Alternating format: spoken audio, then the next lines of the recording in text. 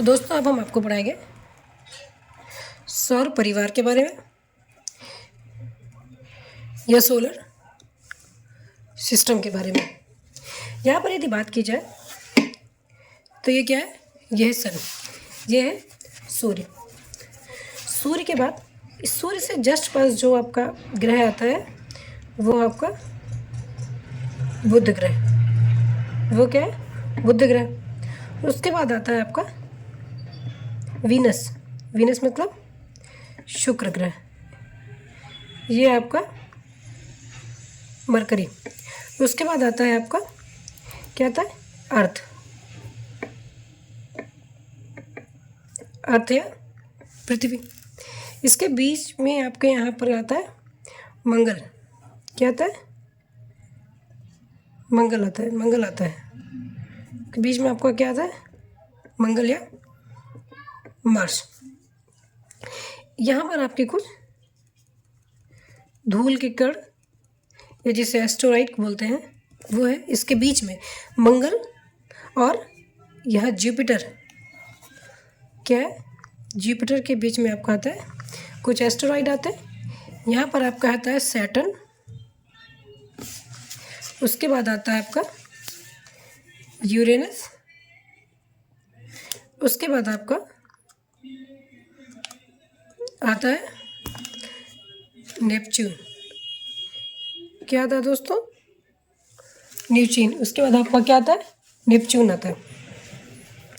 यदि देखा जाए इसको, अगर स्टडीज़ की दृष्टि से अगर इसे हम बराबर देखने की कोशिश करें तो हम क्या पाते हैं कि हमारे यहाँ से मतलब इतने जो ग्रह हैं, यहाँ से शनि तक, सैटर्न तक, ये हमारे कौन से ग्रह हैं, ये वे दृश्य ग्रह हैं, क्या है,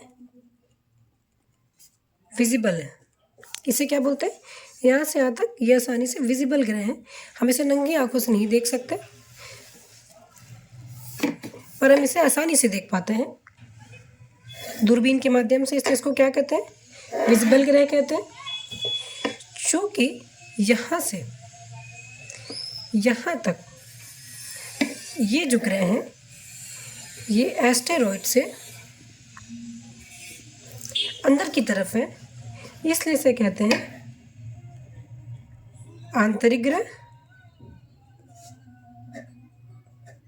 आंतरिक ग्रह, ठोस ग्रह, पार्थिव ग्रह।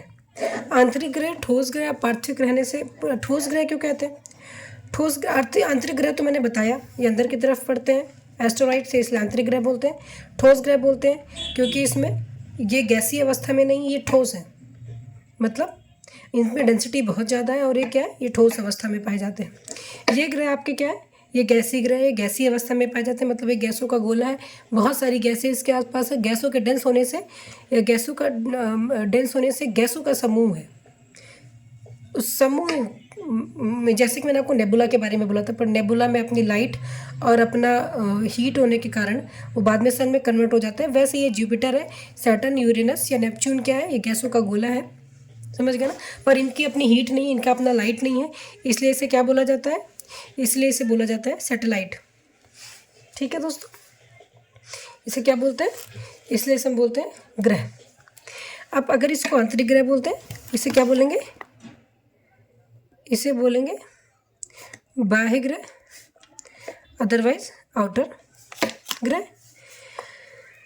या और इसे चूंकि मैंने ठोस ग्रह बोला इसलिए इसे बोलेंगे गैसीय ग्रह। क्या बोलेंगे दोस्तों, गैसीय ग्रह। ये गैसीय अवस्था में पाई जाती हैं, गैस वाली अवस्था में पाई जाती हैं, ठीक है ना। अब ये दोनों समझ में आ गया कि सन है।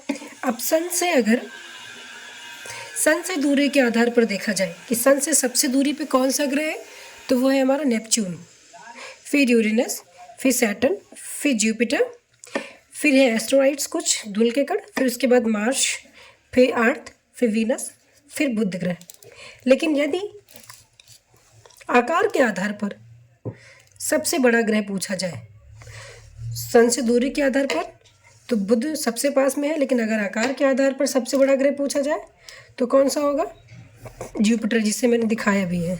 फिर दूसरे नंबर पर सैटर्न, तीसरे नंबर पर यूरेनस, चौथे नंबर पर नेपच्यून, पाँचवें नंबर पर अर्थ, छठवें नंबर पर वीनस, सातवें नंबर पर मंगल और आठवें नंबर पर मरकरी। मतलब आकार के आधार पर सबसे छोटा ग्रह मरकरी या बुध ग्रह, सबसे छोटा ग्रह आकार के या साइज के आधार पर कौन सा है? मरकरी।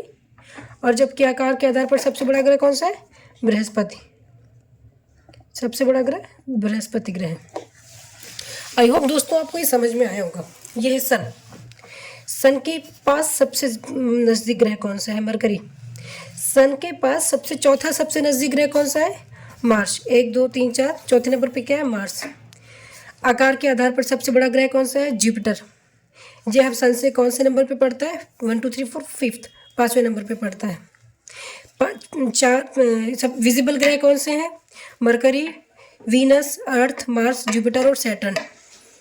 इनविजिबल ग्रह कौन से हैं? यूरेनस और नेपच्यून। ठीक है दोस्तों। अब अगर बात की जाए गैसीय अवस्था में कौन से ग्रह हैं, तो एस्टेरॉइड के उधर चारों ग्रह किस में है? गैसीय अवस्था में है या गैसीय से गैसों का गोला है।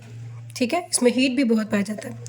और अगर आपको पूछा जाए ठोस ग्रह कौन से हैं, तो मरकरी, वीनस, अर्थ और मार्स। और दोस्तों मुझे ऐसा लगता है कि आपको ये चीज़ें बहुत अच्छे से समझ में आएंगी। अगर आपको कुछ भी समझ में ना आया हो तो आप इसे मेरे कमेंट बॉक्स में कमेंट करके पूछिए और मैं आपको ज़रूर आपका कन्फ्यूज़न दूर करने की कोशिश करूँगी कि आपको कोई प्रॉब्लम ना हो और सब समझ में आए। ये सबसे बड़ा ग्रह, ये सबसे छोटा ग्रह। ठीक है दोस्तों। अगर इसमें कोई डाउट हो आगे चल के तो आप प्लीज़ पूछिए। मेरे पास अब बोर्ड मार्कर वगैरह आ जाएगा तो मैं आपको फिर से कंप्लीट दोबारा से बता दूँगी, आपको कोई कन्फ्यूज़न ना हो उसको समझने में या पढ़ने में।